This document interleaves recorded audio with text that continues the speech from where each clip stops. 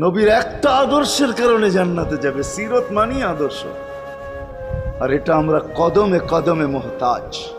কেননা এই ছোট জীবনটা যদি গ্রহণযোগ্যতা পর্যন্ত পৌঁছাইতে হয় আল্লাহর কাছে, চাই নারী হই, চাই যুবক হই, চাই বৃদ্ধ হই, যেই মানুষই হই না কেন, যেখানেরই হই না কেন, যেই বাসারই হই না কেন, যেই বর্ণেরই হই না কেন, যেই পেশারই হই না কেন, যেই সোসাইটিরই হই না কেন, এই জীবনটাকে যদি গ্রহণযোগ্যতা পর্যন্ত পৌঁছাইতে হয় কার কাছে? দুনিয়া আলাদের কাছে না, মালিকের কাছে, যিনি এক ফোঁটা পানির থেকে অস্তিত্ব দিছেন, যার কাছে আবার আমাদেরকে ফিরা যেতে হবে।